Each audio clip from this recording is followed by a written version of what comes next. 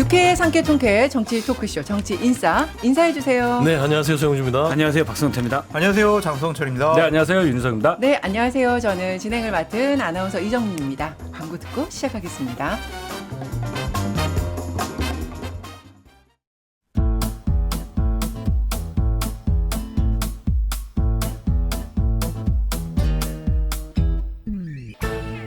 유쾌한 정치 토크쇼 정치 인싸. 네, 정치 인싸. 오늘은 특검 수사 내용들부터 다뤄보겠습니다. 김건희 특검에서 들여다보고 있는 여러 의혹들 가운데 하나가 바로 각종 공천 개입이죠. 지난 2022년 지방선거를 앞두고 윤석열 전 대통령과 이준석 전 국민의힘 당시 대표가 나눈 통화 녹음 파일 5건을 지금 특검이 분석을 해봤는데 공천 개입을 의심할 만한 여러 내용들이 나왔습니다. 그런데 이 내용들로 공천 개입이다 이렇게 확정할 수 있을지 지금 이게 관건이에요. 예, 일단 뭐 윤석열 녹취에는 그렇게 나오죠. 이준석 대표가 제공했다고 알려진 녹취에는 쭉 강서구청 뭐 김진태 쭉 얘기하고는 전략 공천한 줄 안 건 아니고 뭐 이렇게 얘기했다고 그러더라고요. 이 마치 여기에 돈 묻어놓지 않았음. 약간 이런 느낌이에요. 그러니까 일단은 네. 이제 당선인 시절이어서 법으로 어떻게 의율하기가 애매한 측면이 일단 있고 그 대화 내용을 들어봐도 무조건 주라고 뭐 이런 얘기는 또 아니고 이준석 대표도 대충 애매하게 대답하는 그런 느낌이에요. 근데 김태우 전 강서구청장에 관련한 얘기를 우리가 하는 것은 이분이 또 그 다음에 보궐선거에 또 사면복권 맞아 나왔다는 것 때문에 훨씬 더 이분이 부각이 되는 거죠. 사실은 저는 요거보다 네. 그 다음 두 번째 나갈 때가 훨씬 더 정권이 좀 어려워지는 결정적인 역할을 계기라고 했다. 저는 생각을 예. 했어요. 예. 이때 얘기를 쭉 들어보니까 윤석열 전 대통령이 상당히 좀 공천을 주고 싶어하는 사람 명단을 얘기를 하더라고요. 이 안철수 인수위원장 같은 경우는 인수위원장까지 했는데 지역구 달라는데 안 줄 수도 없고 김태우 이거 나가면 이길 것 같고 이인선은 선거 때 고생 많이 했는데 뭐 배려해줘야 될 것 같고 막 이렇게 좀 얘기하더라고요. 예전처럼 막 좀 줘. 말이 많아 막 이런 건 아니잖아요. 그래서 이거는 좀 의견 조율 아니냐. 아니 그러니까 제가 그 느낌을 받았던 게 네. 이때만 해도 당선인신 분이잖아요. 예, 아직 예. 취임을 하기 전이니까. 근데 이때만 해도 누구를 전략 공천해라 이런 입장은 아니다. 친소관계 따지지 말고 우리 당 배지 달고 나가서 이길 사람 나갈 수 있게 하자는 거다. 뭐 이런 언급이 있었던 걸로 봐서는 이 당시만 해도 굉장히 조심했다는 느낌이 있어요. 그러니까 저도 이제 정치에 때가 많이 묻어서 그런지 당선인과 당대표가 뭐 요 정도 얘기까지는 좀 괜찮을 것 같다. 김영선 거예요? 의원까지 근데? 넘어가서 예. 좀 안 돼요라고 하는 거를 계속 주라고 압박하는 거는 문제가 있지만 의견을 좀 표출하는 거. 솔직히 대통령 당선됐잖아요. 당대표가 여러 가지 후보 공천하는 데 있어서 대통령의 의사를 막 무시하기도 당시에 힘들었을 것 같아요. 근데 무조건 시키는 거 따라하면 그건 문제지만 요 정도 조율은 뭐 괜찮지 않을까. 근데 저는 문제가 되는 게 이게 순전히 윤석열 당시 당선인의 의도였을까? 김건희 씨는 없었을까? 그때도 이미 존재하고 계신 그럼요. 제로로서의 당연하죠. 역할을 우리는 왜냐하면 의심할 수밖에 여기에 이제 없다. 김진태 강원지사 건이 예. 있잖아요. 이게 명태균 씨하고 엮여 있는 사안이에요. 사실 컷오프를 됐다가 살아납니다. 그때 이제 명태균 씨가 중간에 개입해서 김건희 씨와의 어떤 연결고리 끝에 살아났다는 부분으로 지금 조사를 하고 있어요. 그러면 이게 지금 뭐 김태우는 뭐 이제 윤석열 당선인의 의견이라 하더라도 나머지 다른 사람들은 김건희 씨가 옆에서 또 거든. 그러니까 종합적인 의견들이 모아져서 당선인이라는 신분을 통해서 당에 전달된 게 아닌가 이런 부분들이 좀 들여다볼 대목이 있다. 그러니까 이제 우리가 너무 많은 지금 역사가 쌓여 있다 보니까 이런 이제 추측까지 가게 되는 건데. 하나만 내가 당시 반박을 상황에 하면 네. 하나만 할게요. 예. 저 아무리 뭐 얘기하려고 해도 김건희 맞는 키를 얘기를 하면은 할 말이 없어요. 좀 마지막에요. 맞는 키야. 마지막에 마지막에 얘기할 거야 그러면. 말문이 막히잖아. 박성태 실장님의 이때 말씀하세요. 상황을 봐야 돼요. 네. 이때 뭐 전략 공천 주사는 건 아니고 근데 이 사람이 좀 낫지 않을까? 내 생각은 이 사람이 나가면 이길 것 같은데 당선인 시절이었잖아요. 네. 당선인 그것도 중요하지만 저는 이준석 대표라는 게 중요하다고 봐요. 두 분이 사이가 안 좋았잖아요. 예. 그러니까 아마 전화 끊고 아니, 옆에 그때까지만 있는 해도 그래도 그렇게 막 갈등이 수면 근데 위로 완전히 들어가지 마음속에 가출을 않았을 2번 거 아닌가요? 했는데요. 마음속에 그게 남아 있을 겁니다. 아마 전화 딱 끊고 아 나 답답해 죽겠네. 이 진짜 얘한테 부탁해야 돼. 뭐 이런 것도 사실 이준석 쫓아내기에 일조를 했지 않았을까라고 생각이 되고 네. 그러면 24년 공천은 어땠을까? 물론 한동훈 비대위원장도 사이가 안 좋았죠. 예. 그래서 당시에 이철규 공관위원 등을 통해서 V0, V1에 꽂아넣기 등이 많이 시도되지 않았을까라고 봅니다. 네. 자, 그러면 이제 이게 이준석 대표가 이미 제출했다는 거잖아요. 맞아요. 지난 몇 달 전에. 네. 그럼 이준석 대표는 이거는 지금 요청을 받고 제출을 한 것인가? 뭐예요? 그때 하도 뭐 의혹을 많이 받으니까 본인이 좀 제출한 것이 아닌가 그런 생각이 들어요. 본인 아무 잘못이 없다. 공천과 관련해서 부당하게 뭐 내가 지시를 받거나 나도 뭐 개입하진 않았다. 당시에 윤상현 또 공천관리위원장이 있었으니까요. 정진석, 윤상현이 투톱이었었잖아요, 당시. 알겠습니다. 그래서 본인 면피하려고 그런 것이 아닌가. 알겠습니다. 그 내란 특검 얘기를 해보면 다음 주말이면 이제 수사 기간이 끝납니다. 지금 내란 특검에서는 박성재 전 법무부 장관 조사를 이번 주에 마무리를 했고 기소를 할지 지금 이번 주 안에 결정을 하겠다 이렇게 입장을 밝히고 있는데 들여다보고 있는 부분은 김건희 수사 무마 의혹입니다. 그래서 이것이 결국에는 계엄에 이르게 한 요인 중에 하나인 것인가 지금 이거를 입증하기 위해서 들여다보고 있는 건데 이른바 기만빵 텔레그램 이 부분에 지금 집중해서 박성재 전 장관 불러서 계속해서 조사를 한다는 거 하고 있었다는 거잖아요. 자, 그러면 지금 윤석열 전 대통령과 김건희 씨 휴대전화 포렌식 작업도 들어갔는데 그 텔레그램 내용들을 들여다보고 뭘 더 지금 확인을 해야 된다 이렇게 보고 있는 거예요. 더 추가적으로 지시한 것이 있는가. 그리고 박성재 전 법무부 장관이 저 이렇게 조치했습니다. 김한빵님 뭐 이런 답변들이 있는가. 또 윤석열 대통령이 박성재 법무부 장관한테 우리 저 V0 거 잘 처리했지? 네, 대통령님 잘 처리했습니다. 뭐 이런 거를 찾으려고 하는 것이 아닌가라는 좀 생각이 드는데 좀 잠금 해제를 못 해가지고 포렌식 하는데 상당히 좀 어려운 것 같아요. 그러니까 이게 김건희 씨 휴대폰이 기존 순직 해병이나 김건희 특검에서도 비밀번호를 풀지 못해서 네.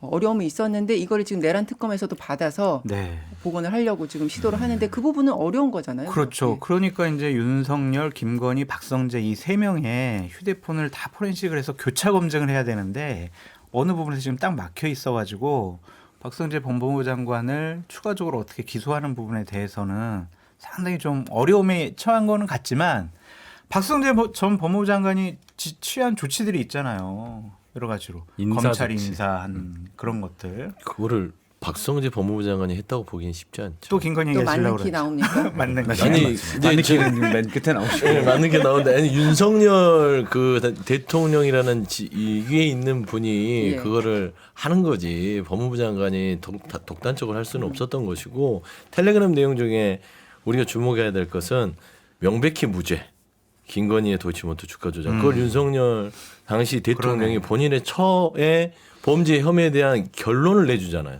그리고 나서 박성재 장관이 그거를 실행했을 뿐입니다. 따져보면 박성재 장관 비난받아 마땅하나 더 비난받을 사람은 본인의 배우자의 이 그 도이치모터 주가 조작 사건을 이런 식으로 결론 내라고 한 대통령이었죠. 그러면 저는 이런 부분들은 정말 경악할 일이고요. 사실 저는 계속해서 주목했던 게 이 당시 윤석열 검찰에서 대통령 배우자를 봐주기 위해서 했던 온갖 참 못할 부끄러운 일들. 예를 들어서 도이치모터 주가 조작 사건에 대해서 수색도 안 하고 그다음에 황제 조사를 하고 심지어는 4시간 동안 무혐의 브리핑을 하고 있고 이런 것들을 보면 정말 그 담당했던 검사뿐만 아니라 정말 윤석열 그 전 대통령은 이거는 정말 중재로 다스려야 된다. 그 제가 한마디만 보태면요. 예. 윤 대통령은 적어도 도이치모터스 주가 조작 사건에 대해서는 다 알지는 못했던 걸로 보여요. 그러니까 이게 결혼 전부터 쭉 있었던 일이기 때문에 들은 얘기가 다 배우자로부터 들은 얘기가 많을 거 아니에요. 그래서 저희도 이제 그 선거 과정에서 이게 공방이 많이 붙어서 소위 말해서 공부를 했단 말이에요. 공부를. 그렇죠. 다 같이 공부를 했단 말이에요. 그러면 이거 이렇고 자료도 있고 해서 했는데 그때랑 지금 보면 나온 게 말도 안 되게 많잖아요. 과연 이걸 아는데 후보가 윤석열 당시 후보가 그렇게 저희하고 같이 보조를 맞춰서 이거를 대응하기 했다고 보기가 어려워요. 제가 볼 때는. 근데 뭐 강제 수사권이 없었기 때문에 뭐 확인할 수 있는 부분은 한정적이었고 그렇죠. 김건희 씨의 발언에 의존했었다 이렇게 볼 수도 있겠지만 네. 그렇게 검사 생활을 오래 한 입장에서 사실은 들여다보고 파보겠다 뭔가 의심 가는 구석이 있어서 이건 좀 명확하게 해야겠다고 작정을 했으면 더 많은 것들을 알 수도 있었을 것 선입견이 같은데요. 있잖아요. 예. 내 배우자가 그런 사건에 연루돼 있는데 일단 손이 안으로 팔이 안으로 굽을 가능성이 있고 이쪽에서 얘기하는 거대로 믿을 수밖에 없는 상황이잖아요. 그러니까 이건 이렇게 해서 이거는 죄가 안 돼라고 결론을 내린 상태에서 계속 가자 이렇게 된 거죠. 그러면 근데 그게 저희가 받는 이제 자료도 그거지. 그럴 수 있지만 이제 윤석열 전 대통령이 당시 그 진술이 이것 때문에 뭐 어쩔 수 없었다라고 볼 수는 없죠. 왜냐하면 도이치모터 주가 조작 의혹은 대선 후보 시절부터 주요 쟁점이었고 아마 보이는 그림은 그럽니다. 윤석열 전 대통령이 김건희 안방마님한테 마님 그때 도이치 주가 조작 들어갔어요? 안 들어갔지? 네. 그치 맞지 나쁜 놈들. 이게 끝이에요. 그러면 그게 후보가 적절히 했다. 그래놓고 이제 밑에 우리 와이프가 아니라는데 이 자식들이 손해만 봤는데 그게 이제 적절한 후보의 대응이라고 볼 수는 없죠. 당연히 비판받아야 되고 네. 박성재 법무부 장관의 경우는 그렇죠. 이미 이제 뭐 김건희 씨 폰을 못 받는다고 하더라도 특검에서 대검과 중앙지검에 대한 압수수색을 했잖아요. 당시 중앙지검 4차장 반부패 2부 압수수색을 했는데 지시가 어떻게 내려갔냐.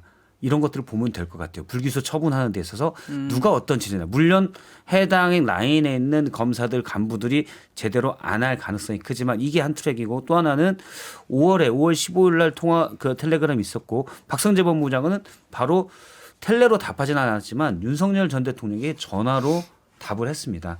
대화 내용은 모르죠. 네. 통화 기록이 전화를 했어요. 그래서 전화로 답을 했다고 봐야 되고 5월에 있은 다음에 7월에 그때 같이 있었던 내용 김정숙 여사 수사 관련 또 김명수 대법원장 수사 관련 이 소환과 참고인들 뭐 이런 수사가 본격적으로 이루어져요. 그럼 이 지시 라인이 어떻게 됐냐. 특검이 이것도 확인할 거라고 봅니다. 예. 근데 경악스러운 게 이게 대통령 부부가 그러니까 김건희라는 이 사람의 어떤 범죄 혐의를 그 감춰주기 위해서 전방위적으로 움직이잖아요.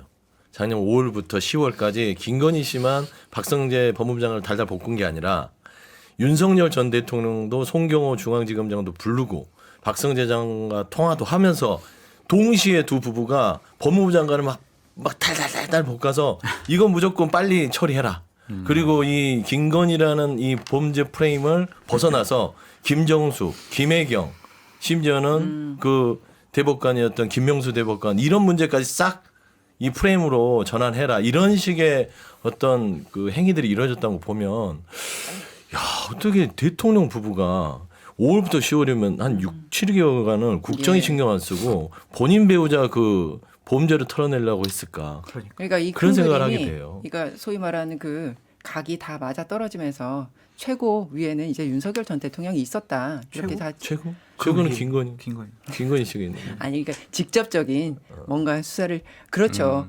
물론 그렇죠. 올지가 물론 그렇죠. 맞는 키가 계시긴 한데 어쨌든 예. 그래서 김건희 특검이 28일에 수사 기간이 끝나면 이제 마무리 못한 부분은 경찰청 국가수사본부가 넘겨받아서 후속 수사를 이어가게 되는데 이게 국수본 차원에서 진실 규명이 가능할까? 그래서 정치권에서는 2차 특검을 해야 되는 것 아니냐. 지금 이런 목소리도 나오고 있고요. 그 얘기 굉장히 웃긴 얘기예요. 그러면 지금 검찰 개혁해가지고 국수본 체제로 수사 가는 거 아니에요?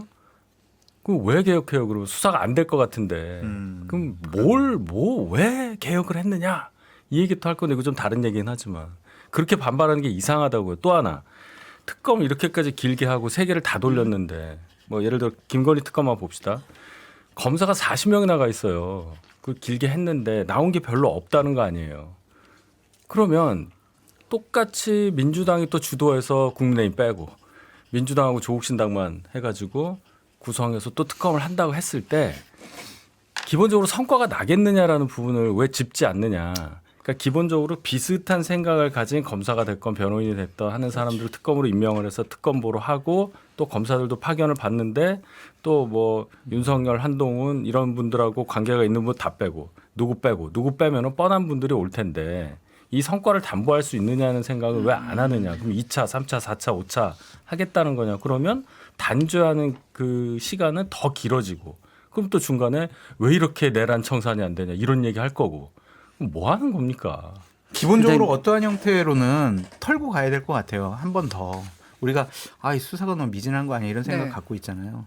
근데 이제 특검으로 계속 가겠다라는 거는 정치적인 판단과 의지가 있는 것 같아요. 내년 지방선거 때까지 특검을 통해서 계속 김건희, 윤석열 관련된 부정적인 기사가 나오게 되면 그 늪에서 장동혁 체제는 계속 허우적거릴 것이고 그럼 우리 지방선거 프레임 구도 딱 좋게 만든다. 그런 생각 갖고 계속 이 특검을 요구하는 것 같은데 국수본에서 하는 것이 맞지 않을까. 어차피 그런 쪽으로 방향을 지금 잡은 거 아니에요. 네. 또 특검이 그렇게 큰 성과를 낸 것 같지도 않거든요. 능력 부족한 거 아니냐 그런 평가가 있기 때문에 좀 무리하게 또 2차 특검 하는 거는 맞지 않은 것 같습니다. 일단 특검에 대한 성과는 이제 구속영장 발부로 판단이 그렇게 하시는 것 같은데 저는 그것과는 좀 다르고 일단 예를 들어서 뭐 박성재 법무부 장관의 텔레 김건희 씨와의 이 내용들을 보면 사실은 김건희 씨가 국정 전반에 가장 사실은 어려운 법무부 장관에 대한 수사 지휘까지 했다라고 보면 국정 전반에 광범위하게 들어갔다. 이런 단초를 발견한 것도 특검의 성과라고 볼 수가 있겠고요. 예를 들어 지금 진행은 안 되고 있지만 김혜성 씨 문제랄지 또는 뭐 이배용, 금거북이, 네. 그다음에 서희건설, 반클리프 애초에 특검법이 통과될 때 나오지 않았던 걸도 많이 밝혀냈고 이 부분에 대해서는 현재 수사 중 또 재판으로 넘어갈 예정입니다. 네. 근데 기한이 워낙 저희가 처음 특검 나올 때 16개 최소한 곱하기 2다라고 했는데 이미 많이 나오고 있어요. 그래서 김건희 씨 특검 같은 경우는 전 더 진행돼야 된다고 보고 약간 제한적으로 대신 해야 된다고 봐요. 그리고 앞서 국수본 문제는 저도 국수본의 수사 역량에 대해서도 저도 의심을 품고 있습니다. 물론 그래서 중수청을 설치한다고 하지만 중수청이 행안부로 가면 국수본 좀 나은 국수본이 되는 것 아냐라는 것도 있기 때문에 그런 부분에서는 저도 그 말씀에는 동의를 하고 그리고 이제 뭐 선거에 대한 영향 장동혁만 만약에 특검을 가지고 민주당이 과도하게 선거에 악용하려고 한다라고 한다면 장동혁 대표만 빠지면 문제 없어요. 그 옆에 서 있으니까 문제가 되는 거예요 지금. 장동혁 대표가 김건희 씨 옆에 윤석열 옆에 서 있으니까 국민의힘이 지금 불리해진다고 보는 거예요. 빠져나와서. 문제는 지금 민주당의 공세가 아니다. 국민의힘 자체적으로 대안을 지금 빨리 그렇죠. 찾아라. 네. 당연히 윤석열 김건희는 나쁜 사람들이거든요. 그러면 그 옆에 서 있으면 안 되는 거죠. 알겠습니다. 빠져나와서 같이 뭐라고 하면 돼요. 미안하다고 하고. 예. 근데 원래 정치권이 공방을 하는 형태를 띠고 있죠. 근데 이제 민주당의 공세라고 특검을 규정하면 국민의힘은 방어를 해야지 왜 공격해 이렇게 얘기하는 것 같아요. 방어를 잘하세요. 이 얘기했던 게 그겁니다. 장동혁 대표가 윤석열 김건희 옆에 안 있으면 방어가 되는 거예요. 그러면 공격이 통하지 않습니다. 그다음에 저는 이제 내란 특검, 김건희 특검, 최병 특검, 3특검이 이제 돌아갔는데 거기에 대한 평가는 나중에 최종적으로 특검에서 브리핑을 하면 그거를 가지고 이제 평가하면 될 것 같은데 다만 내란 특검이나 최해병 특검은 마무리가 될 수는 있을 것 같아요. 남은 것들은 국수본이라든지 특별한 형태로 특별수사본부에서 내란 관련해서 하면 되는데 김건희 특검은 이건 지어도 너무 많은 죄들이 지어서 화수분이에요, 화수분. 그럼 그 얘기를 계속 좀 이어가 보겠습니다. 그 계엄 1년이 됐던 당일에 김건희 씨 결심 공판이 열리면서 특검이 3개 혐의에 대해서만 지금 벌금 20억, 추징금 9억 원, 그리고 징역 15년을 구형했습니다. 그러면서 이게 1월 28일에 1심 선고는 예정돼 있고요. 일단은 이 구형에 대해서 뭐 일주일 내내들 말씀하셨겠지만 짧게 어떻게 보셨고 그리고 법원 판단은 뭐 섣부르다 하실 수도 있겠지만 예상을 하면요. 굉장히 어려운 얘기인데요. 일단 그냥 이름 지우고 구형량만 딱 봤을 때는 이름이 있을 때보다는 이름 지웠을 때가 구형량이 적겠죠. 그 얘기는 국민적 감정이 당에 들어갔을 거고 또 이걸 왜 이렇게 적게 했어라는 분들도 있고 왜 이렇게 많아 했을 분들도 있을 테니 그럼 뭐 중요한 건 선고다. 선고가 얼마가 나오느냐가 중요한데 이것도 사실 의미가 없는 게 말씀하셨다시피 너무 많아서 앞으로 더 기소할 게 많고 그 기소할 내용 중에는 최고형량과 무기징역까지 나오는 게 있잖아요. 그러니까 일단 시작한 거다 이렇게 보시면 어떨까 합니다. 그 구형 들으면서 김건희 씨가 약간 헛웃음이 나왔잖아요. 그죠? 참나 뭐 이런. 네, 그 안에 내용은 뭐예요? 그 억울하다. 억울하다. 나 억울하다. 왜 그러냐 진짜. 어쨌든 뭐 내가 억울하긴 하지만 어쨌든 내 미안하다고 죄송하다고 말씀을 드린다. 근데 신뢰한 거 가지고 뭐 그렇게까지 나한테 15년이나 구형하냐 이거예요. 그러니까 억울하다는 게 한 측면이고 하도 뭐라 그러니까 마지 못해 그냥 죄송하다 한마디 덧붙인 건데 기본적으로 반성하지 않는 모습이죠. 그 세 가지 혐의로 15년 구형받았기 때문에 네. 앞으로 더 많은 걸로 뭐 기소되고 구형 선고 받으면은 아마 남은 인생 감옥에서 끝낼 수 있지 않을까 그런 생각이 좀 듭니다. 지금 말씀하신 게 네. 우리가 세 가지 혐의잖아요. 도이치모터스 주가 조작, 그리고 명태균 무상 여론조사 정치 위반, 정치자금법 위반, 그리고 통일교 청탁 대가, 네.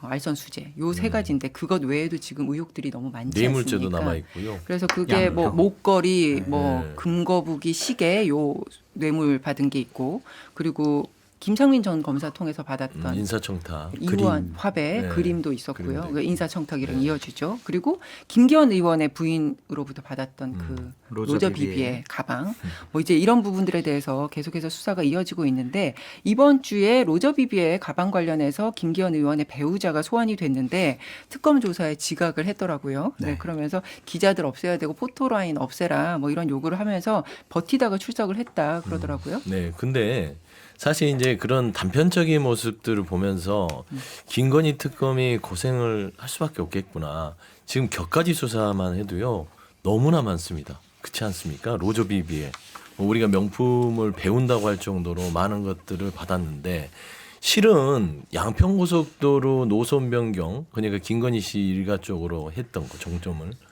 이건 엄청난 일이거든요. 국가 산업을 본인들의 어떤 사적 이익을 위해서 움직인 거예요. 저는 이 큰 축은 들어가지도 못했어요. 그렇기 때문에 김건희 씨는 지금 15년 3개의 혐의에 대해서 받았는데 거기에 대해서 헛웃음을 친다. 이 사람은 구형을 100년을 때려도 헛웃음을 칠 거예요. 왜냐하면 저는 왜 그 헛웃음에서 그 사유를 찾았냐면 예전에 그 허위 경력 그 대선 후보 시절에 나왔을 때 아직도 우리가 기억합니다. 그냥 돋보이고 싶어서 그랬어요. 잘못했어요. 이러면 다 봐줬던 세상이고 지금도 본인이 아니 그냥 그 서로 간에 공치사고 어떤 사례이고 좀 단순한 실수인데 굳이 이런 걸 가지고 나를 법적으로 이렇게 하느냐 이런 의식을 가지고 있는 것 같아요.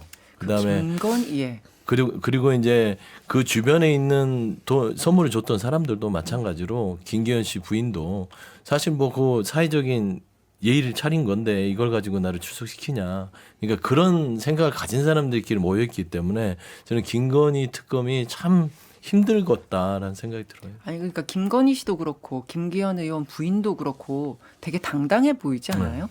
왜 어떻게 이렇게 당당할 수가 있나 싶기도 한데. 저는 안 당당해요. 절 자꾸 보지 마세요.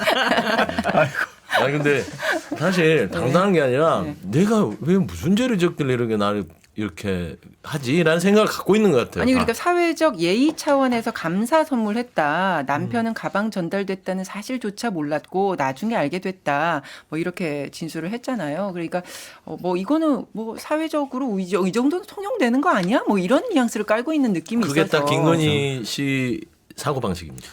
김기현 배우자는 그런 입장이죠. 이게 뭐가 문제야? 사실 그렇게 가야 범죄 혐의를 피할 수 있기 때문에 그냥 그런 입장을 취한다고 보고 있고요. 김건희 씨는 워낙 많잖아요. 워낙 많았을 때 일일이 반성하기보다는 그냥 이자들이 나를 올가매려고 하고 있어라고 본인이 생각하는 게 본인이 편해서 그냥 그 사고의 체계로 들어간 것 같습니다. 그러면 이제 앞서 검찰 구형량 우리가 세 가지 혐의에 대한 거 나왔을 때 거의 최고 형량으로 구형을 한 거거든요. 네. 이유는 판송의 기미가 압도적으로 없잖아요. 선고에도 그게 반영될 겁니다. 알겠습니다. 이외에도 어쨌든 김 씨와 그러니까 김건희 씨와 이 부인 사이에서 전화 통화를 최소 5번을 했다. 그리고 굉장히 길게 했고 9월에는 하루에만 3차례도 전화했다. 뭐 이런 내용들까지 나오고 있어서 이걸 좀 더 들여다 봐야 될 것 같고요. 잠시 광고 듣고 관련된 이야기를 이어가겠습니다. 지금 여러분께서는 유쾌 상쾌 통쾌한 정치 토크쇼 정치 인싸를 듣고 계십니다.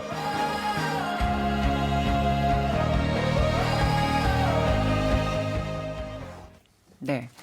아까도 언급했듯이 지금 다른 고가의 귀금 부품 수수 의혹에 대해서는 아직 조사가 진행이 되고 있고 기소 여부도 역시 고심을 하고 있다 이런 얘기가 들리고 있는데요.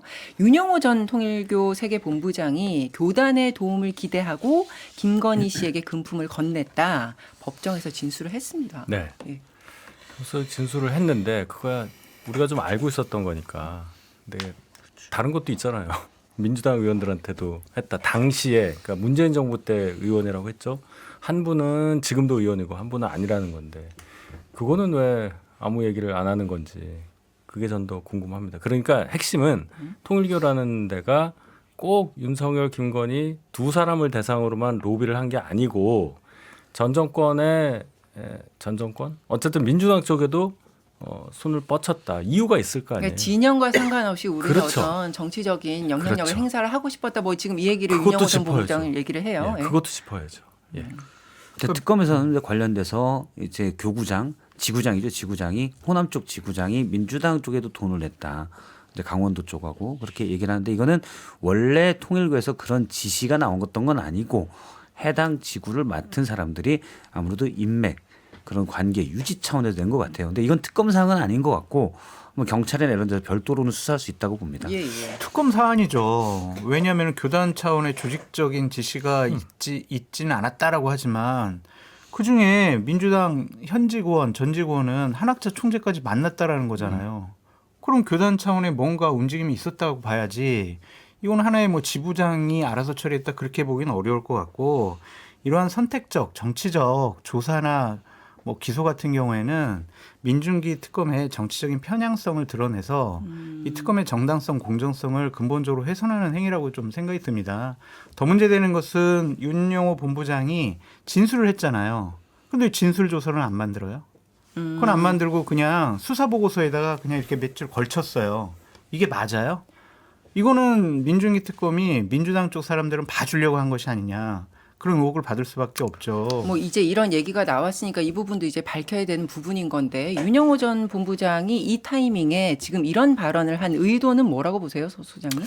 아무래도 뭐 이 본인의 그 한쪽으로만 몰려가는 그 입장에서는 이게 뭐 국민의힘에 처해진다든지 그다음에 심지어 그 통일교 쪽에서도 나름대로 압박을 받고 있지 않은가 싶어요. 그래서 기계적 균형을 위해서 저는 어떤 사실관계를 얘기하는 것 같은데 이런 그 문재인 정부 시절에 4명의 뭐 정치인에게 올마를 전달했다라는 어떤 진술이 있으면 이조차도 또 가지 국민들이 보기에 형평성 있게 수사를 해가면서 밝히는 게 맞다. 이게 따지고 보면은 큰 이 방향은 지금 현재 있어서 윤석열 정부의 그런 내란이라든지 이런 부분이지만 사실 윤영호 본부장이 또 이런 증언을 했는데 이걸 묵살하고 가면 수사의 신뢰성이 좀 훼손될 수 있어요. 저는 이게 특검 자체가 김건희 특검이잖아요. 네. 김건희 씨 관련 혐의 현재 나와 있던 15개 혐의 그다음 16번째가 관련된 인지 사건이에요. 근데 이것도 크게 보면 김건희 씨 관련된 거야 되죠. 그러면 저는 이 사건은 이제 민주당 경찰에서 수사를 해야 된다고 봐요. 그래서 사실 정부적인 감각이 있다면 보다 적극적으로 수사를 해야 된다고 봅니다. 네. 그런 의혹을 풀기 위해서. 근데 특검이 할 일은 아니다. 특검이 특검 수사가 갔다가 무단횡단이나 뭐 음주운전 잡고 그런 건 아니거든요. 할 일이 있습니다. 그러면 특검 또 한다고 하니까 그때 이거 넣어요. 그건 생각. 그럼 여야 합의로 생각해 될것 같습니다. 그거는 생각해보라고 하겠습니다. 제가 아주 잘될것 결정권자는 같아요. 아닙니다. 박성재 민주당 의원은 실장님이 이렇게 하실 수 얘기를 있는 할게요. 거예요? 근데 발사님 말이 알겠습니다. 맞아요. 네, 이 부분에 있어서는 특검은 김건희와 관련된 부분들을 하는 거고. 그러니까 이게 카테고리를 나눠서 이거를 덮자는 얘기가 아니라 이건 그렇죠. 당연히 들여다봐야 되는데 그리고 오히려 더 강하게 들여다봐야 되는 건데 김건희 특검은 김건희 특검대로 지금 시간도 남지 않았고 할 것도 지금 양평고속도로 이것도 지금 그게 중요해요. 김진우 씨 네. 불러서 의혹을 들여다보고 있는데 또 나온다. 그게 중요해요.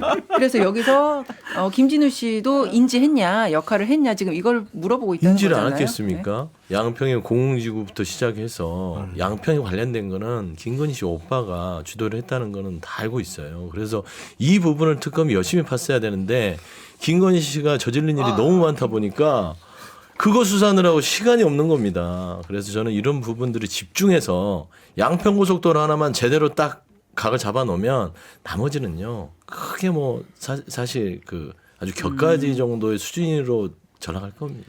근데 제가 바람결에 들은 얘기인데 예. 바람결이요? 특검의 검사들이 양평고속도로 노선 변경과 관련해 가지고 여러 가지 보고도 받고 조사도 하고 자료를 쭉 검토해 보니까 이 노선 변경은 그쪽이 훨씬 나은 것 같네 막 그랬다라는 얘기가 있어요. 무슨 소리예요 지금? 그래가지고 아니 여러 가지를 뭐 진짜 따져보면 바람결에 들으셨구나. 아니 저는 그거 믿지는 않는데 그래가지고 이게 수사 진척이 제대로 좀 안 되는 거 아니냐 그런 얘기도 바람결에 들었어요. 거기에 대해서 들으셨죠? 네, 저도 비슷하게 들었어요. 그게 저 바람은 아, 아니고 여기서만 부는 바람이에요? 이쪽에서 분바람 같아. 아니 소스가 보니까. 달라요. 저는 이- 들으셨죠? 이분이 훨씬 더 센데 저도 살짝 들었다. 이거. 저도 다른 소스에서 아, 들었는데 다른 걸 그쵸, 들으셨는데. 들었지. 그러니까 왜냐하면 강상면으로 IC 이제 종점을 변경을 하잖아요. 그러면 이제 배임으로 하려면 손해가 나야. 일을 하다가 이거에서 손해가 났다가 돼야 되는데 과연 이게 손해인가에 대한 규정이 애매하다는 거예요. 그러니까 여러 가지 이제 편익을 봤을 때 이거 더 나을 수도 있고 뭐 할 수도 있고. 근데 저는 이제 특검이 그런 데서 그 얽매여 있을 건 아니라고 봐요. 최소한 억지로 그걸 바꿨다. 그럼 직권남용이나 예. 또는 이해충돌 같은 부분들이 있습니다.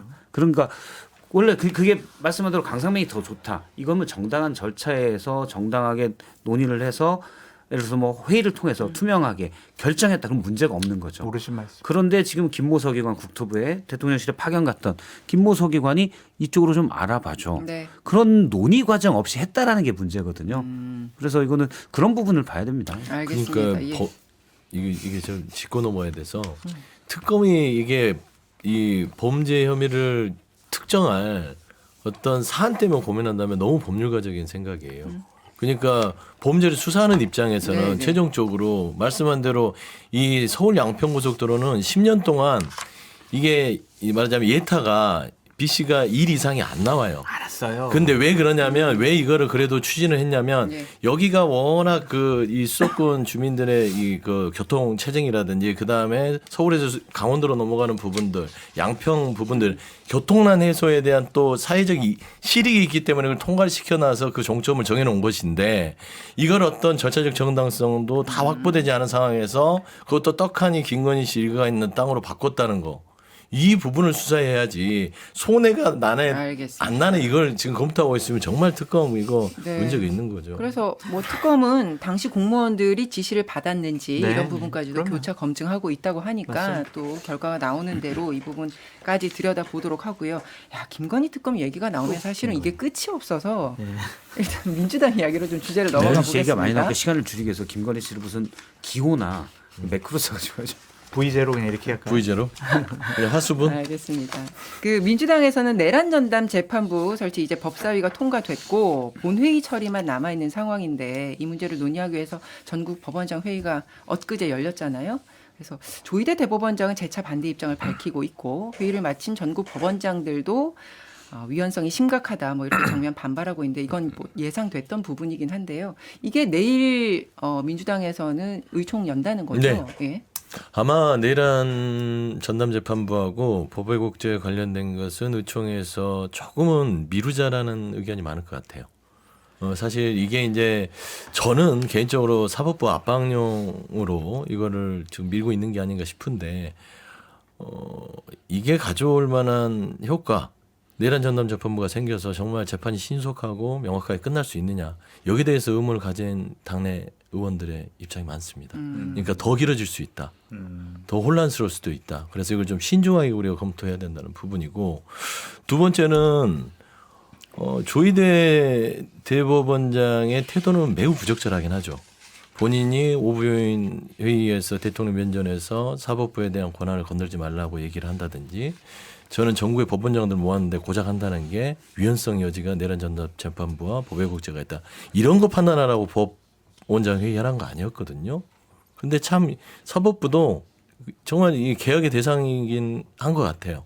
하지만 그 개혁의 대상이라고 이걸 응징식으로 내란 전담 재판부와 법외국제를 통해서 하게 되면 이 또한 민주당이나 정권에도 좋지 않을 것 같아서 일단 이건 좀 신중하게 숙고해서 좀 가야 된다라는 입장입니다. 그 내란 전담 재판부 이 자체에 대해서 지금 야당에서는 계속해서 위헌성 소지가 있다 이걸 강하게 제기를 하고 있는데 일단 국민들이 궁금해하는 거는 사법부가 일단은 불신을 받고 있는 상황에서 그러면 진즉에 전국 법원장 회의 같은 걸 열든지 아니면 거기에 대한 대답을 좀 미리 냈으면 그런 타이밍들이 여러 번 있었는데 그 당시 한번 조희대 법원이 한 번도 하지 않다, 대답을 하지 않다가 여기까지 온 것 아니냐. 그래서 여기 와서 지금 강력하게 저항하는 이 모습이 좀 넌센스다. 이런 시각들이 있어요. 법원에 대해서 있죠. 그렇게 생각을 하죠. 답답하다는 거잖아요. 조희대 대법원장이 그래서 어떻게 하겠다는 없고 이렇게 하는 건 안 된다. 이거는 법적 안정성을 해친다. 국민에게 피해가 간다. 요 얘기까지만 나왔으니까 답답하다고 느끼는 분들이 많다는 건 뭐 당연한 얘기인데 그렇게 비난할 수 있는 것 하고 이걸 가지고 사법개혁 쪽으로 가서 헌법 테두리를 넘는 어떠한 장치를 고안한다거나 법을 만들겠다 하는 것이 얼마나 위험하냐 하는 것을 여당은 알아야 한다는 것이고 다행스럽게도 서 수장님 말씀대로 민주당 의총에서 여기에 대해서 좀 미루자 지금은 하지 말자라고 보류 정도 생각하는 것 그게 그래도 낫다고 보는 거죠. 학생운동 하는 것처럼 막 감정에 따라서 갈 수가 없는 게 여당의 입장이잖아요. 근데 야 이거 내란이라는 게 일어났는데 도대체 1년이 지났는데 아무것도 안 되고 지기현 판사 아직도 그 자리에 두고 조희대 대법원장 꿈쩍 안 하니까 이거 어떻게 바꾸자 하면서 한 게 내란 전담 재판부 이것도 유연성 많죠. 법 왜곡죄 이건 더 말이 안 된다고 봐요. 그러니까 차분하게 생각하시라. 학생운동 40년 전에 했으면 됐지 않습니까? 지금 법사위는 민주당에서 법사위는 좀 말리지 마 뭐 이런 것 같아요. 근데 안 말리면 정말 당황스러운 일이 벌어지는. 그래서 뭐 이상한 동물이 왔는데 근데 저 동물 이길 수 있어. 갑자기 막 팔 걷어붙이고 나가요. 말리지 마. 근데 안 말리면 가서 다쳐요. 그렇지. 그래서 정말 저는 위험하다. 지금 법사위가 좀 반성을 해야 된다. 예를 들어 내란 전담 재판부는 거의 저는 명확하다고 봅니다. 첫 번째 변호인들이 얘기해서 유엔 법률로 재판부에 의뢰를 합니다. 그럼 직연 재판부 당연히 받아줄 가능성이 높아요. 그러면 일단 거의 막바지에 있는 1심은 무한정 연기됩니다. 또는 아예 현재 법안에 있는 대로 직연 재판부가 그냥 내란 전담 재판부에서 하세요. 나 욕도 많이 먹었는데 넘겨버릴 수도 있어요. 법이 그렇게 돼 있어요. 그러면 이게 지금 이 직연 재판부를 못 믿는 것보다 훨씬 가능성 높은 불안감입니다. 재판이 지연될 가능성이 아주 높죠. 그래서 이거 민주당 지도부에서라도 민주당 의원들이 안 말리면 큰일 나는 상황이에요. 그래서 저는 그런 것들을 그냥 막 통과시키는 거 더군다나 엊그제 안건 조정위까지 그냥 하루 만에 다 해서 통과시켰거든요. 네. 너무 무리하게 가고 있다. 이거 말려줄 걸 기대하면서 가는 것 같아요. 지금 제가 볼 때는. 이 내란 전담 재판부에 대해서 대통령실은 지금 톤이 어떤 거예요? 이거를 조금 신중하게 가자는 게 대통령실 입장이죠. 왜 그러냐면 이게 그냥 법률적으로만 위험성이 뭐가 있냐면 이 내란 전담 재판부가 가서 위헌 법률 신청을 할 거고 거기를 받아들여서 헌재에서 그 심의를 하게 되면 한 6개월에서 1년은 걸릴 수도 있어요. 그러면 장기화되잖아요. 멈춰요. 일단 재판이. 그다음에 두 번째 이거를 헌재가 만에 안에 받아준단 말이에요. 위헌을. 그러면 이게 재판에 대해서 소급이 돼서 그동안 있었던 재판까지도 무효가 될 수 있습니다. 그러니까 이건 아주 가장 극한 상황입니다. 그러면 전체적으로 내란 재판에 대한 지금까지 해왔던 것조차도 정치적 사회적 혼란을 초래해요. 이런 위험성들을 잘 알고 좀 들어갈 사안이다라는 것들이 대통령실의 입장으로 알고 있고 두 번째는 이게 밀어붙인다는 부분들 이게 또 안 좋게 비칠 수 있어요. 이제 독선적이라는 이미지를 국민들이 줄 수 있어서 이 완급 조절의 지혜가 필요하다는 거 이게 대통령실이 아마 민주당에 요구하는 거는 같은데 아마 민주당도 아마 의총을 통해서 그런 결정을 내릴 것 같다 그렇게 보입니다. 그 엊그제 동아일보 기사를 보면 대통령실은 민주당에 지금 이번에 그 법사위를 통과시킨 이 안에 내란 전담 재판부 판사 후보 추천위원을 추천하는 내란 전담부 설치법 조항에는 위헌 소지가 있다 이런 우려를 전했다. 법무부 장관이 이제 그렇게 추천하는 게 무리가 있다. 지금 이런 입장을 전했다는 엊그제 동아일보 기사가 있네요. 그러니까 이건 대통령실의 입장으로 이렇게 정리를 하면 될 것 같고. 저 같은 법률 문외한도 어떻게 행정부에서 재판부를 그렇게 추천하느냐. 이거는 상권 분립에 위반된다, 위헌된다. 이걸 아는데 왜 이렇게 김용민 간사를 비롯한 강경파들 왜 밀어붙이겠냐고요. 할 생각은 없는 것 같아요. 직위원 재판부 압박용인 것 같아요. 경고용. 그런데 그 경고가 상당히 이상한 경고라서 국민적인 반발, 여권 내 분열만 불러일으켜 왔다. 그런 생각이 듭니다. 더한 게 있어요. 재판 중지되지 않습니까라고 했더니 그러면 이 내란이나 외환 관련해서는 재판이 중지되지 않게 위헌법률 심판 제청이 돼도 자기들 그런 마음대로. 것까지 넣겠다는 거예요. 헌재법 수정안도 일단 논의를 했습니다. 그런데 이제 일단 이건 민주당이 과도했고 네, 예. 압박용이란 모르겠지만 너무 정말 본회의 의결까지 하려고 하기 때문에 강력하게 제가 얘기를 한 거고 다만 핵심은 예. 법원이죠. 법원이 어제도 지난 3일에도 주 5부 5인 오찬 때도 조희대 대법원장이 사법부에 대한 국민들의 불안, 우려가 있다는 걸 잘 알고 있다. 어제 법원장회에서도 그 말을 딱 앞에 달았습니다. 그러면서 공정하게 신속하게 해달라. 그 정도 말에 그치지 말고 보다 구체적인 국민 신뢰 방안을 내놔야 돼요. 안 내놓고 계속 얘기하니까 이게 계속 겉도는 거 아닙니까? 알겠습니다. 아니 근데 제가 예. 김용민 간사랑 민주당에 대한 책임에 대해서 얘기를 했으니까 저는 조희대 사법부에 대해서 말을 안 할 수가 없어요. 지금 김건희 박성대 얘기만 안 하면 실장님이 돼. 얘기를 했으니까 아니 우리 조금 그래도 해야 지선 돼. 얘기 넘어가고 싶은데. 그래요. 지금 저기 서영주 소장 지선상 필요한 멘트. 아 그래요? 짧게 하시죠 그럼. 우리가 또 우리 가족들은 챙겨야 되니까. 아니 그게 아니라 아니 조희대 그 사법부 자체 보면 네. 할 일은 안 하고 권리만 챙기는 느낌이에요. 굉장히 무책임한 그런 사법부를 보고 나는 대한민국 판사다. 내 권한을 침해하지 마라. 저는 그런 거드름을 피우는 모습이라서 국민들의 우려를 알고 있으면 제발 행동으로 좀 보여줬으면 좋겠어요. 법원장 회의에서 내란 전담 재판부와 법외국제가 위헌이다. 그거 하려고 뭐 했습니까? 내란 전담 재판부 그런 법 없이도 우리가 내부적으로 국민들의 우려를 씻어낼 만한 그런 재판부를 신설해서 신속히 끝나겠다. 이런 결론을 내줘야죠. 주옥 같은 말씀. 알겠습니다. 플러스 5점. 그렇죠. 플러스. 알겠습니다. 각종 여론조사에서 나오는 그 국민들이 사법부를 지금 바라보고 있는 시선에 대해서 사법부도 그럼요. 좀 심각하게 받아들일 필요가 있다. 자 이렇게 정리를 하고요.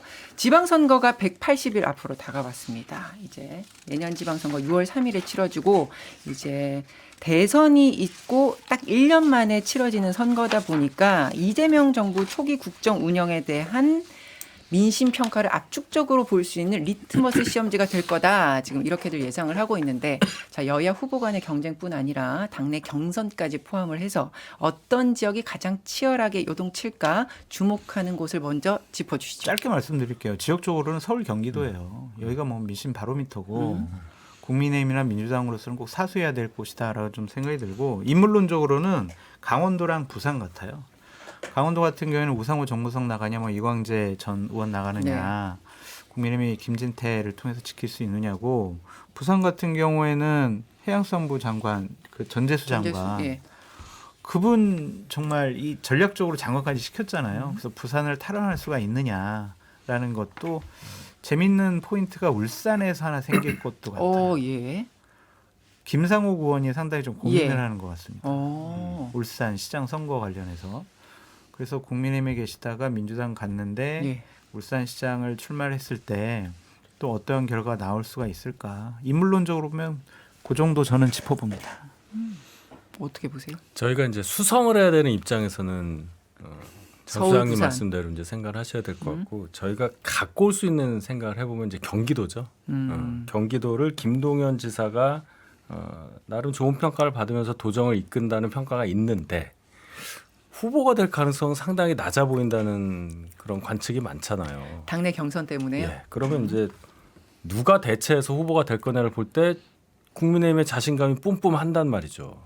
이 부분이 상당히 중요하다고 봅니다. 방금 우리가 법사위 얘기를 했지만 법사위에서 법사위의 그러한 결정을 주도하고 있는 분이 국회의원직을 이제 6번만 하고 후보로 나오겠다. 추미애 의원 얘기하는 거예요. 그럴 때는 한번 해볼 만하다라는 의지가 굉장히 많아진다. 그래요? 그래서 저는 경기도를 유심히 봐야 한다는 말씀을 추가합니다. 예. 일단은 쭉 듣고 뭐 자세히 경기도는 들어가겠습니다. 이제 유심히 안 보셔도 될 것 같아요. 보고 싶은데. 그러니까 왜 그러냐면 이제 이게 인물론으로 기대를 걸으시는 것 같은데 네. 구도예요 경기도 선거는요. 그래서 이 경기도의 전체적인 이 도민들의 그 어떤 여러 가지 여론 동향은 민주당 쪽에 좀 지지를 보내시는 것 같아요. 그게 크게 인물론을 흔들리지는 않을 것 같다. 저는 주목하는 건 서울이고요. 예. 그 다음에 부산을 좀 기대하고 있습니다. 사실 TK 쪽은 민주당이 이걸 가져올 수 있을까? 그렇게까지는 욕심을 부리지는 않고 서울과 부산 두 곳만 민주당이 가져온다고 하면 이번 지방선거의 큰 축은 다 이겼다. 볼 수 있는 것 같아요. 역시 서울 부산. 네. 네. 저도 뭐 서울 부산 경기예요. 예. 서울은 오세훈 시장이 후보가 되냐 뭐 이런 왜냐면 인물 싸움이기 때문에 그게 일단 관건이 될 것이고 부산은 만약에 민주당이 가져온다면 장동혁 체제나 국민의힘에 대한 보수층의 지지가 없구나를 드러내는 이런 결과가 될 것 같아요. 현재로서도 뭐 전재수 장관의 어떤 신뢰도가 높기 때문에 네. 되게 우려도 많고 그리고 경기도는 그냥 지금 상태로라면 민주당이 아주 뭐 유리한 좀 편안한 선거가 될 수도 있는데 만약에 이제 김동연 후보가 안 되고 뭐 어느 정도 좀 다른 후보가 되면서 국민의힘은 대신 경쟁력 후보를 내세운다? 그러면 전 또 어떻게 될지 모르는. 근데 현재 장동혁 체제에서 먹고 그럴 것 같지는 않은데. 예. 경쟁력 있는 후보가 누가 있습니까? 경기도요? 글쎄요. 룰부터 경기도에. 봐야 돼요, 국민의힘. 룰. 아니, 룰이. 경기도요? 예. 경기도 이제 국내외 만약에 경쟁력 정말 있는 추미애 의원이 후보가 될 가능성이 높아지면은 네. 많이 나올 거예요. 유승민 전 의원. 경선 후보, 유승민 전 의원 같은 경우도 분명히 그 정치적으로 좀 다시 활동할 만한 요인이 생기는 거고 안철수 의원도 전 충분히 가능하다고 봐요. 그런 상황이 벌어진다면. 지금 국민의힘의 경기도지사 후보군은 김은혜 의원 그리고 안철수 의원 그리고 원희룡 전 장관도 거론이 되고 그리고 유승민 전 의원 그다음에 한동훈 전 대표도 경기도지사에 거론도 되던데 뭐 지금 거론이야 뭐. 한동훈 전 대표는 거의 약방의 감초처럼 부산에서도 거론이 되고 그러니까. 곳곳에 이제 예. 카드로 이제 생각이 되고 있는데 예, 예. 국민의힘 지선을 이끌고 있는 나경원 의원이 유승민 전 의원과 한동훈 전 대표의 경쟁력이 우선이라면서 배척하지 않겠다 이렇게 얘기를 했던데 이건 원론적인 얘기입니까 아니면 배경이 있는 얘기입니까? 그럼 질문이 들어왔는데 배척해야 됩니다. 이렇게는 답을 못 하잖아요. 대신에 이제 꼬리가 달려요. 한동훈 전 대표 같은 경우는 이른바 당원 게시판 문제 이거 다 검증해야 된다 이런 말씀을 뒤에 붙인단 말이에요. 그러니까 앞에 말은 원론적 얘기로밖에는 들리지 않는다고 저는 봅니다. 근데 이제 그 지금 지방선거가 얼마 남지 않았는데 각 당에서 아마 후보들을 누구를 세워야 되느냐 고민은 하는 차원에서 유승민, 한동훈 전 대표가 나오는 것 같은데 민주당에서도 경기도만 봤을 때 지금 김동연 현 지사의 경쟁력이 꽤 다른 후보들보다 높게 나와요. 현직 네. 프리미엄도 있겠죠. 근데 저는 공천을 할 때 이게 사실 그럼 현직 지금 뭐 법사위원장, 추미위원장도 있고 지금 한준호 최고도 그만두고 나가서 뛰겠다고 하고 있고 김명주 최고도 뛰겠다고 하고 있는데 경기도는 그런 정치적 고려보다는 경쟁력 위주로 판단했으면 좋겠어요. 그러니까 저는 김동연 전 지사가 다른 정치인들과 고려 대상에서 지금 당원들의 큰 지지를 못 넣는다는 판단을 하더라도 그럼에도 불구하고 중도층까지 평가했을 때 경쟁력이 높으면 저는 현직 지사를 굳이 무너뜨리면서까지 저는 경기도의 후보군을 그렇게 선별을 해야 되는지 저는 그런 부분들을 좀 전략적으로 당시 잘 판단했으면 좋겠어요. 그러니까 서 소장님의 의견을 이제 말씀을 해주셨는데 제가 구체적인 뭐 조사 내용은 말씀드리지 않겠지만 일단은 현재 여론조사들에서는 김동연 현 지사가 매우 지금 경쟁력이 있는 것으로 나오고 있잖아요. 오차범위 밖에서 우세한 것으로 나오고 있는 조사가 많이 있는데 네네. 지금 서 소장님 말씀을 들어보시면 그 굉장히 이제 원론적이고 합리적인 말씀인 건데 당 내의 분위기는 어떤 거예요? 그러니까 경선에서 당내 경선에서 안 될 수도 있다 뭐 이런 얘기가 나오기 때문에 그렇게 가면 안 된다라는 말씀처럼 들리기도 하는데 분위기는 그렇죠. 어떤 거예요? 그러니까 이제 당내 경선으로 순전히 넣어버리면 중도층을 빼고 당원들만 경선을 하면 현 지사가 불리할 수도 있는 상황은 맞는 것 같아요. 하지만 본선 경쟁력을 우리가 고려를 해야 되지 않겠습니까? 앞서도 벌써 국민의힘이 경기도를 호시탐탐 눈독을 들이고 있어요. 말도 안 되지만. 근데 사실 그 현직 지사의 경쟁력이 당원들의 평가도 중요하겠으나 이 중도층까지 확장력 부분에 있다면 그 사람을 굳이 말하자면은 그렇게 배제할 만한 그 위치에 있어야만 되는지에 대한 김동연 고민이 지사가 현재 필요할 여권의 인사 중에서는 중도항 특성이 제일 좋죠. 네. 본선 경쟁력도 제일 높다고 볼 수 있는데 지금 예비 경선률이 권리당원 100%, 본 경선은 권리당원 대 여론 5대 5거든요. 예비 경선이야 당연히 될 거고. 근데 국민의힘 후보가 만약 원희룡 김민수다. 뭐 이런 분들이 된다. 그러면 민주당 지지층에서 굳이 김동연까지 안 나가도 되겠네?라고 생각할 수 있죠. 근데 만약 다른 선택이라면은 본선을 가는 게 김동연 후보가 제일 경쟁이 있다고 보고. 근데 전 개인적으로 김동연 지사가 대선의 꿈이 있다면 경기도지사보다는 사실은 보궐선거로 뭐 한동훈 전 대표 마찬가지로 그렇게 국회의원으로 들어오는 것도 괜찮다는 생각은 해요. 근데 이제 선거만 놓고 보면 경기도에서는 김동연 지사가 제일 경쟁력이 있죠. 그 지선 기획단이 기존 당원 50, 민심 50 여기서 70대 30으로 지금 바꾸는 이유에 대해서 역선택을 막기 위해서 필요한 제도다. 민심을 늘리면 개딸 조직은 역선택할 수도 있을 것이다. 이렇게 주장을 했던데 이거 번역기 돌리면 무슨 얘기입니까? 역선택 관련한 우려 때문에 역선택 방지 조항을 넣어서 전화를 돌릴 때 민주당 지지자분들은 물론 이제 정직하게 답을 해야 되겠지만 거르는 장치가 있잖아요. 윤석열 대통령 후보될 때는 그것도 없었어요. 그러니까 그걸 넣었는데 그 넣은 지가 지금 한 3, 4년밖에 안 된단 말이에요. 근데 그것조차 비중 좀 줄이자. 속이고 들어올 수 있다는 얘기잖아요. 나는 국민의힘 지지자 아니면 지지정당 없으면 요 사람만 답을 할 수 있으니까. 그럼 뭐 100% 당원으로 한다든지 이 방법밖에 없다는 얘기예요. 그렇게 되면 당이 어떻게 되겠어. 그랬을 때의 결과가 어떤 것이냐는 걸 다 아는데 글쎄요. 저는 무슨 그 이상 해석이 안 됩니다. 이 룰이 그래서 제가 볼 때는 처음에는 이제 실현될 가능성이 굉장히 높다고 봤는데 장도혁 지도부가 아무래도 12월 3일 그 메시지 낸 거를 기점으로 해서 좀 흔들리기 때문에 네. 지금 당장 생각해 볼 때는 실현될 가능성이 굉장히 작아 보여요. 장 소장님. 저도 거의 동감이에요. 네. 근데 나경원 의원이 지난주에 저도 인터뷰를 해봤는데 상당히 이 부분에 집착을 많이 하더라고요. 역선택 있다, 개딸들이다, 막 자기가 MB를 만났는데 MB도 그런 걱정을 많이 하더라 이런 얘기를 하시더라고요. 그래서 참 본인의 사심이 들어가 있는 그러한 룰을 만든 것이 아닌가 좀 그런 생각이 좀 들어가지고 상당히 걱정스러운데 저도 같은 입장이에요. 장동인 예. 체제가 흔들리면은 이 룰은 오히려 민심 100%로 가자 아니면 민심 반영 비율을 70%까지 올리자 이런 식으로 당내에서 목소리가 나올 가능성도 있어서 현재 상황에서는 70% 당심으로 가는 것은 좀 어렵지 않을까 그런 생각도 해봅니다. 그러니까 지방선거 역선택- 전략으로 네, 부적절하다. 그렇죠. 늘 역선택 방지가 필요하다라고 하는데 제가 늘 얘기하지만 그렇게까지 부지런하지 않습니다. 애써 참여해서 역선택할 정도로 저도 그렇게 극소수고 맞아요.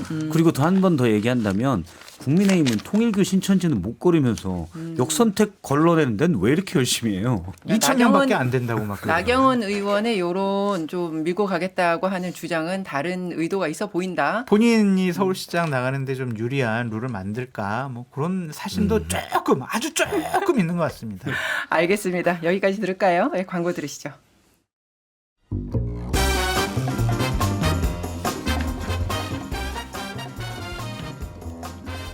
네, 육회상계 통쾌 정치 토크쇼 정치인싸 오늘 방송은 여기까지입니다. 지금까지 서영주 민주당 전 부대변인, 박성태 사람과 사회연구소 연구실장, 윤희석 국민의힘 전 대변인, 장성철 공론센터 소장, 그리고 저는 이정민이었습니다.